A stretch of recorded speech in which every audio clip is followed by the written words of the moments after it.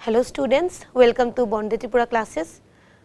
আমরা গতদিন যে ক্লাসটা করেছিলাম সেখানে আমরা দশম শ্রেণীর সমাজবিদ্যার ভূগোল বিষয়ের পঞ্চম অধ্যায়টা নিয়ে আলোচনা করছিলাম। সেখানে খনিজ এবং শক্তি সম্পদ এই অধ্যায়টায় আমরা আলোচনা শুরু করেছিলাম এবং সেখানে শুরুতে আমরা খনিজ সম্পর্কে প্রাথমিক ধারণা পেয়েছিলাম এবং তোমাদের মনে আছে নিশ্চয়ই সেখানে আমরা খনিজের শ্রেণীবিভাগ জানার পর ধাতব খনিজগুলো সম্পর্কে আলোচনা করছিলাম এবং লৌহ আকরিক সম্পর্কে আমরা অনেকটাই জেনেছিলাম, ভারতের কোথায় কোথায় লৌহ আকরিক পাওয়া যায়। এই অধ্যায়ের এই অংশটা পর্যন্ত আমরা সেই ক্লাসটিতে আমরা আলোচনা করেছিলাম। আজকের ক্লাসটিতে আমরা অন্যান্য যে ধাতব খনিজগুলো রয়েছে সেগুলো থেকেই আলোচনাটি শুরু করব এবং তার পরপর কি কি আর খনিজ সম্পদ রয়েছে সেগুলো আমরা বিস্তারিতভাবে জেনে নেব। তো একটু পুরনো কথাটা মনে করিয়ে দিই। তিন ধরনের খনিজ পদার্থের কথা আমরা জেনেছিলাম, সেখানে ধাতব, অধাতব এবং খনিজ শক্তি সম্পদগুলো শ্রেণীবিভাগ আমরা জেনেছিলাম। ধাতবের মধ্যে লৌহবর্গীয় খনিজ রয়েছে, অলৌহবর্গীয় খনিজ রয়েছে এবং মূল্যবান খনিজ রয়েছে। লৌহবর্গীয় খনিজের মধ্যে দুটো প্রধান খনিজ পদার্থ রয়েছে, যেটা একটা হচ্ছে লৌহ আকরিক, অপরটি হচ্ছে ম্যাঙ্গানিজ। লৌহ আকরিকের বন্টন আমরা জেনেছি, এখন আমরা জানব ম্যাঙ্গানিজের বন্টন। ম্যাঙ্গানিজ একটি লৌহবর্গীয় খনিজ এবং ম্যাঙ্গানিজ প্রধানত ইস্পাত তৈরিতে, লৌহ ইস্পাত তৈরিতে ব্যবহার করা হয় এবং এছাড়া ম্যাঙ্গানিজ সংকর ধাতু, ম্যাঙ্গানিজ সংকর ধাতু তৈরিতে ম্যাঙ্গানিজের ব্যবহার রয়েছে। একটি লৌহ ইস্পাত খনিতে 1 টন ইস্পাত তৈরির সময় 1 কেজি পরিমাণ পর্যন্ত ম্যাঙ্গানিজ লাগে। ম্যাঙ্গানিজের ব্যবহার শুধুমাত্র যে ইস্পাত তৈরিতে রয়েছে সেটা নয়, এর পাশাপাশি ম্যাঙ্গানিজ কিন্তু ব্লিচিং পাউডার, বিভিন্ন ধরনের ইনসেকটিসাইড অর্থাৎ কীটনাশক পদার্থ এবং রং বা পেইন্ট তৈরির কাজেও কিন্তু প্রচুর ব্যবহার হয়ে থাকে।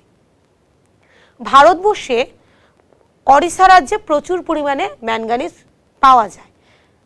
সমগ্র ভারতের প্রায় 1/3 ম্যাঙ্গানিজ কিন্তু ওড়িশা রাজ্যে আমরা ওড়িশা রাজ্যটিতে উত্তোলিত হয়ে থাকে, তার খনিগুলো সেখানেই রয়েছে।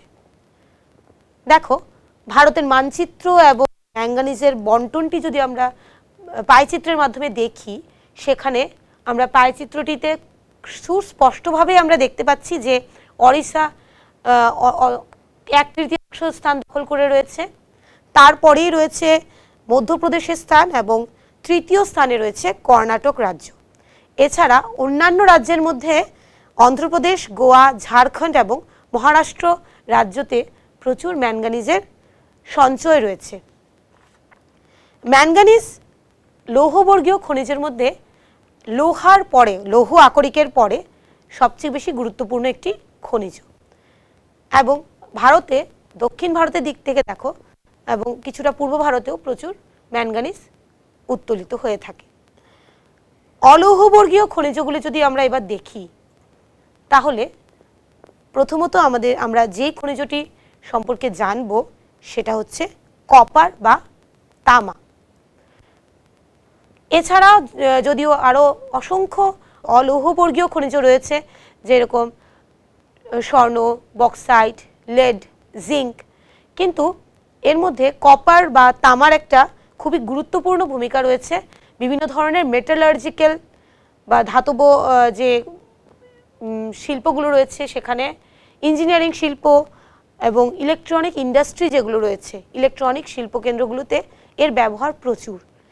কপারের তার খুবই অন্যান্য ধাতব বস্তু থেকে কপার দিয়ে তার তৈরি করা খুবই জনপ্রিয়তা বেশি এবং কারণ হচ্ছে কপার ইলেকট্রিসিটির খুব ভালো গুড কন্ডাক্টর, মানে ইলেকট্রিসিটির খুব ভালো সুপরিবাহী যাকে বলে, এবং বিভিন্ন হিট এবং ইলেকট্রিসিটি, তাপ এবং বিদ্যুতের সুপরিবহনের কাজে কপারের ব্যবহার একদম অনস্বীকার্য, এর থেকে ভালো মাধ্যম আর হয় না।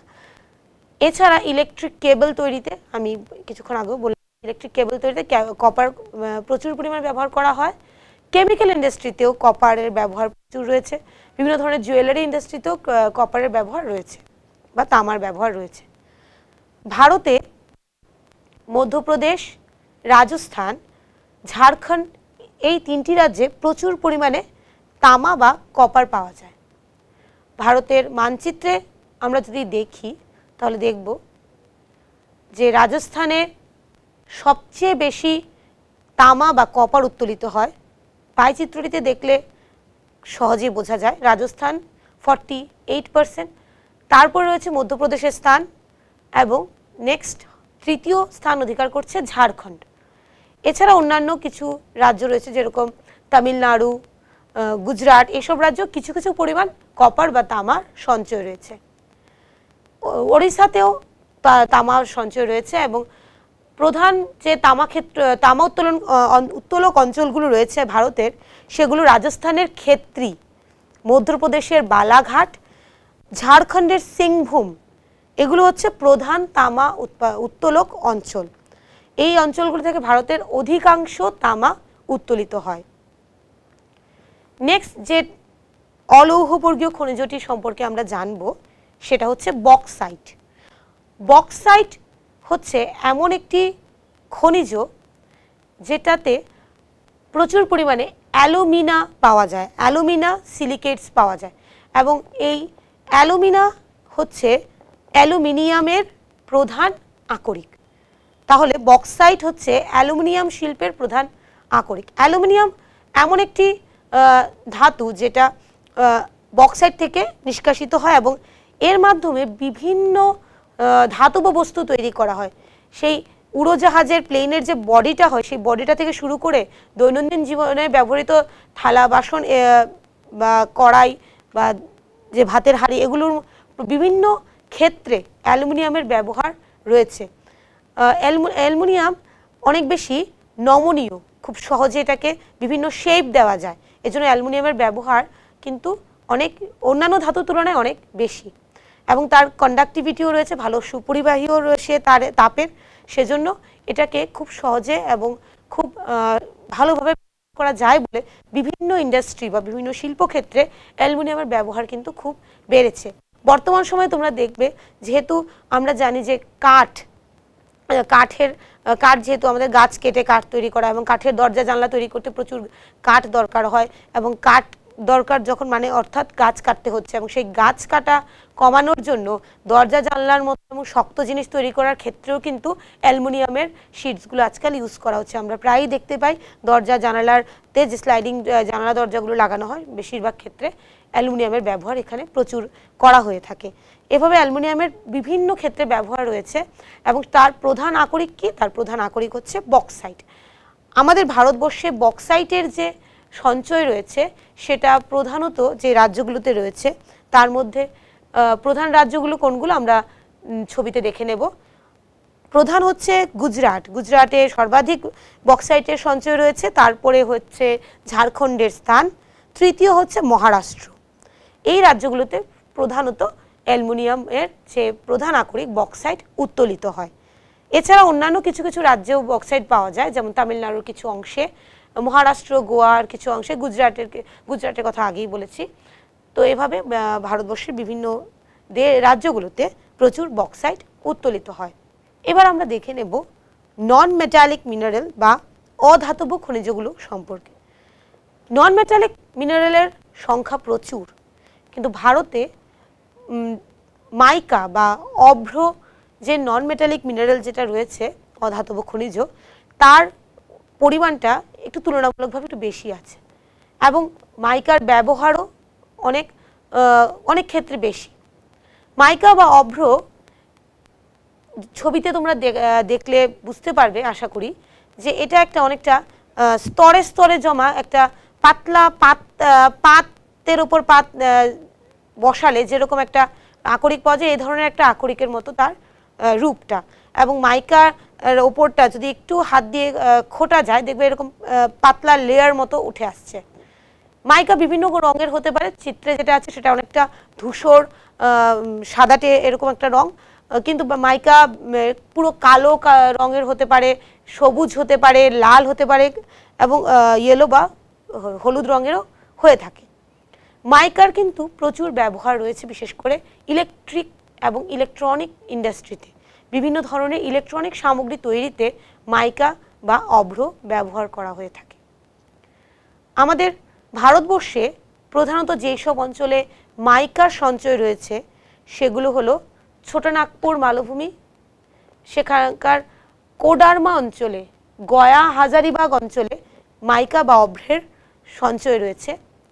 ঝাড়খণ্ডের ছোটনাগপুর অঞ্চলে সর্বাধিক মাইকা বা অভ্র পাওয়া যায়।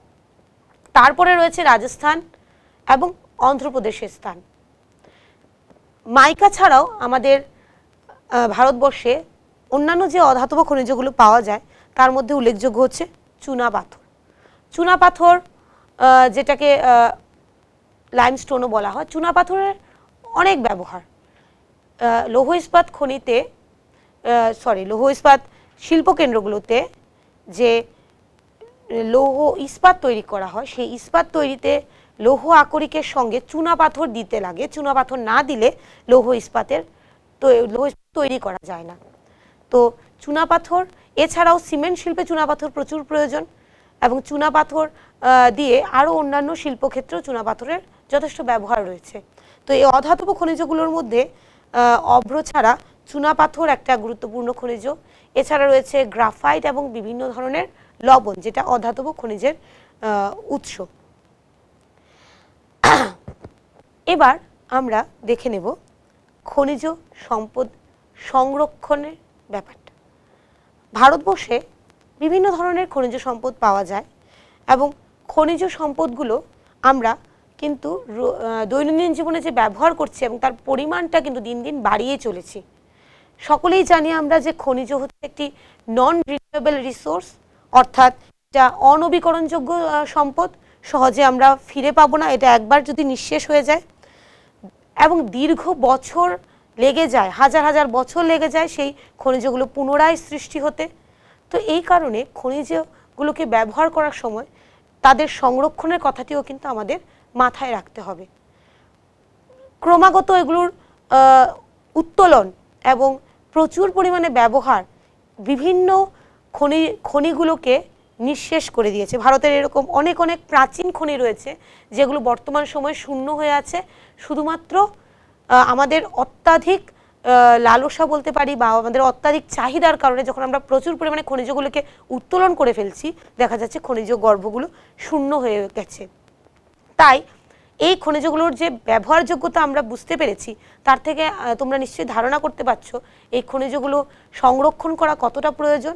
এবং আমরা যদি বর্তমান সময়ে খনিজগুলো সংরক্ষণের দিকে এগিয়ে না আসি, ভবিষ্যতে কিন্তু এই খনিজগুলো ব্যবহার করার জন্য আমরা পাবো তো নাই, আমরা হয়তো বা সেগুলো যে ছিল সেটাও ভুলে যেতে হবে আমাদের।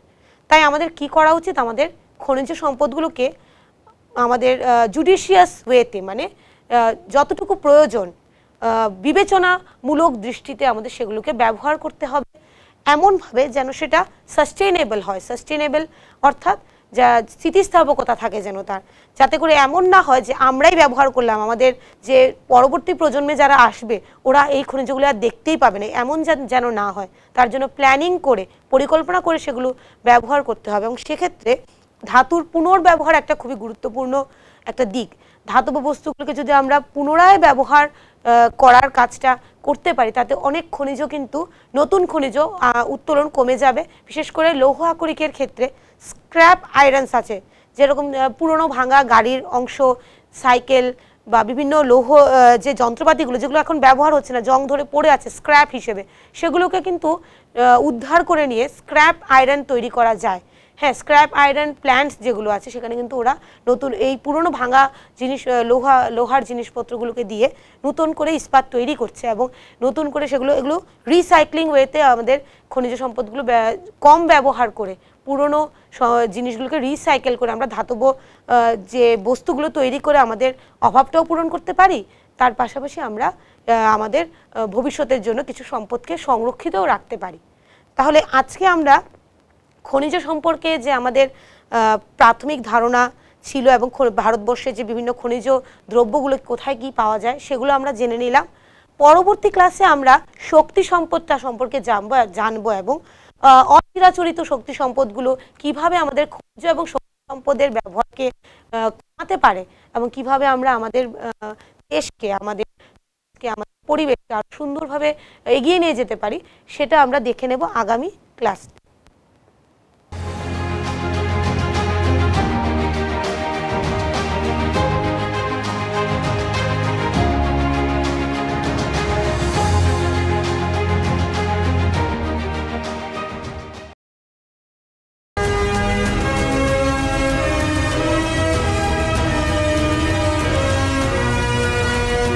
Vande Tripura, an initiative of School Education Department, Government of Tripura.